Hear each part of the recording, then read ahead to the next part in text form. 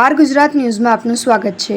ભારે વરસાદના કારણે ધરોઈ ડેમમાંથી પાણી છોડવામાં આવતા અને સતત વરસી રહેલા વરસાદના કારણે વાસણા બેરેજના 27 દરવાજા ખોલવામાં આવ્યા। નીચાણવાળા વિસ્તારોને એલર્ટ આપવામાં આવ્યું। ફતેહવાડી, બાકરોલ, વિસલપુર, ધોળકા, ખેડા સહિતના વિસ્તારોને તંત્ર દ્વારા સુરક્ષિત જગ્યાઓ પર ખસી જવાની અપીલ કરવામાં આવી રહી છે।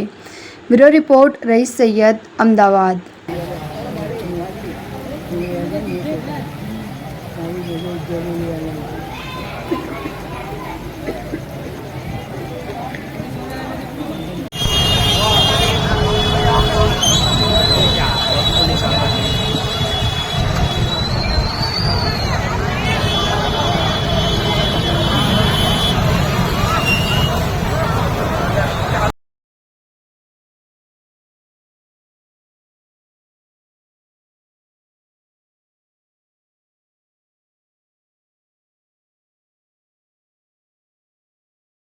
આર ગુજરાત ન્યૂઝમાં આપનું સ્વાગત છે। ગઈકાલથી સતત વરસી રહેલા વરસાદના કારણે અમદાવાદમાં પણ ભારે વરસાદ પડી રહ્યો છે અને ઉપરવાસમાંથી પણ ભારે વરસાદથી પાણી છોડવામાં આવ્યું છે। ધરોઈ ડેમમાં પાણી છોડવામાં આવતા અમદાવાદના વાસણા બેરેજના 27 જેટલા દરવાજા ખોલી દેવામાં આવ્યા છે અને નીચાણવાળા વિસ્તારમાં ધોળકા, ખેડા, નરીમનપુરા જેવા વિસ્તારો છે એમને એલર્ટ પણ કરવામાં આવ્યું છે અને તંત્ર દ્વારા અમદાવાદ પોલીસે અમદાવાદ રિવરફ્રન્ટને પણ બંધ કરી દેવામાં આવ્યો છે અને અમદાવાદ પોલીસે સતત અપીલ કરવામાં આવી છે કે રિવરફ્રન્ટમાં કોઈ વોકવેમાં ચાલવા ના જાય।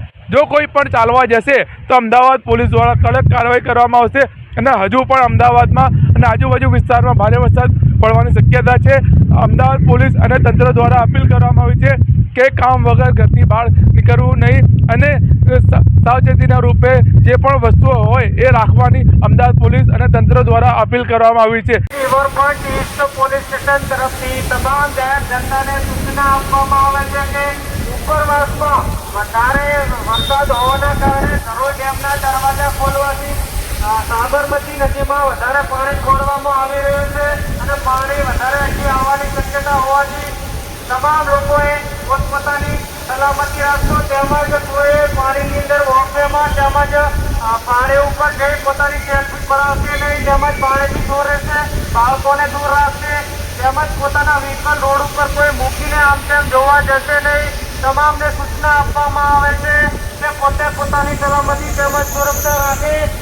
આથી તમામને સૂચના તેમજ વિનંતી કરવામાં આવે છે કે પાણીથી દૂર રહેવું તેમજ કોઈ પોતાની સેલ્ફી માટે નજીક જવું નહીં। જય હિન્દ, જય ભારત।